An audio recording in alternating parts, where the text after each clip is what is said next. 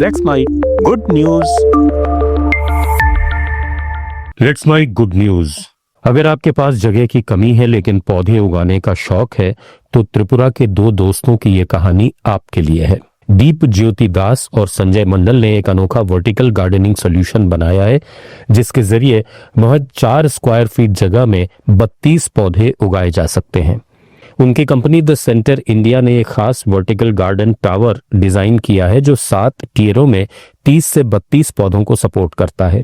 ये portable tower drip irrigation system से lace है जो पानी की बचत करता है और पौधों को स्वस्थ रखता है। दीप ज्योति और संजय ने 2019 में कोच्चि में इसकी शुरुआत की थी। अब उनकी मेहनत ने हजारों लोगों को हरियाली की ओर प्रेरित किया है। इस टावर को स्थापित करना आसान है और ये पर्यावरण के अनुकूल भी है। त्रिपुरा के अगरतला में सुब्रत दास ने हर्बल दवाओं की खेती को नया आयाम दिया है। उन्होंने अपनी छोटी सी जमीन पर अश्वगंधा और तुलसी जैसे औषधीय पौधों की खेती शुरू की और धीरे धीरे उसे विस्तार दिया। उनकी पहल से न सिर्फ स्थानीय लोगों को सस्ती हर्बल दवाएं मिली बल्कि 20 से ज्यादा परिवारों को रोजगार भी मिला। सुब्रत का कहना है, प्रकृति में हर बीमारी का इलाज है।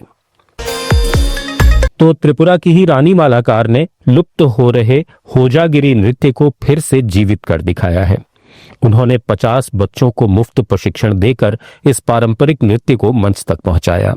रानी की कोशिशों से होजागिरी नृत्य को एक बार फिर राष्ट्रीय समारोहों में जगह मिलने लगी है।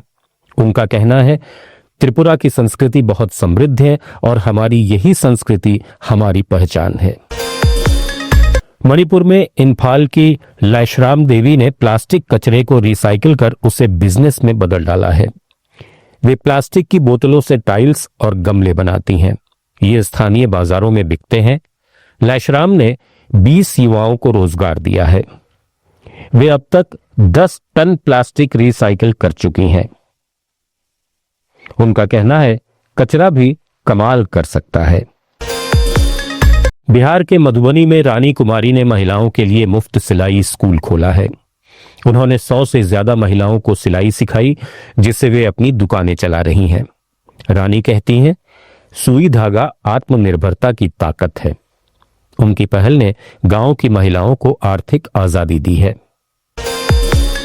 असम के गुवाहाटी में प्रियंका बरुआ ने बिहू नृत्य स्कूल खोलकर असम की संस्कृति को नई जिंदगी दी है। वे अब तक 300 बच्चों को मुफ्त बिहू नृत्य सिखा चुकी हैं जो अब राष्ट्रीय मंचों पर परफॉर्म करते हैं। प्रियंका कहती हैं, बिहू हमारा गर्व है। उनकी कोशिशों ने युवाओं को अपनी जड़ों से जोड़ा है। महाराष्ट्र के पुणे में संजय पाटिल ने ड्रैगन फ्रूट की खेती कर किसानों को नई राह दिखाई है।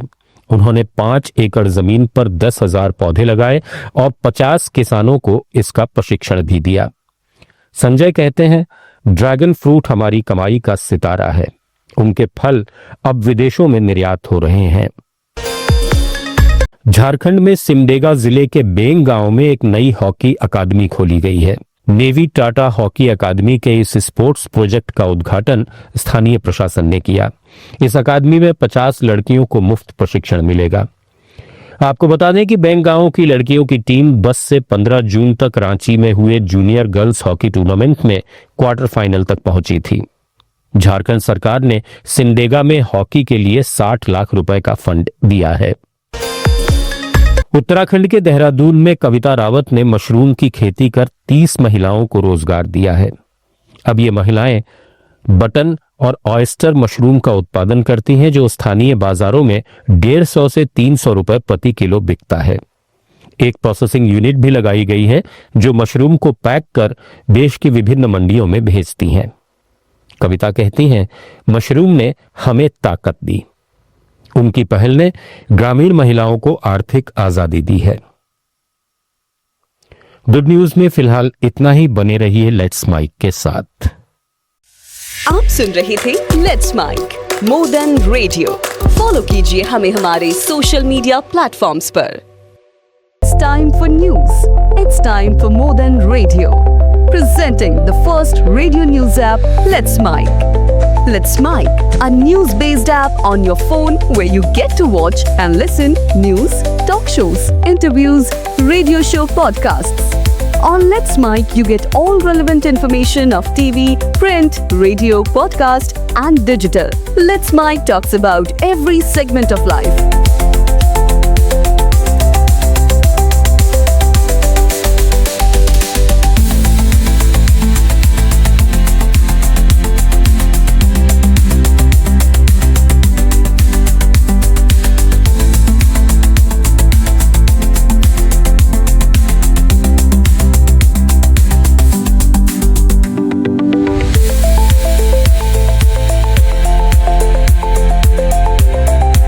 Let's Mic is not just a revolutionary idea. Download the app now from Play Store. Available both on Android and iOS mobile phones. Follow us on YouTube, Instagram, Twitter, LinkedIn, Facebook, Telegram, WhatsApp, Snapchat. Let's talk, let's connect, and let's Mic.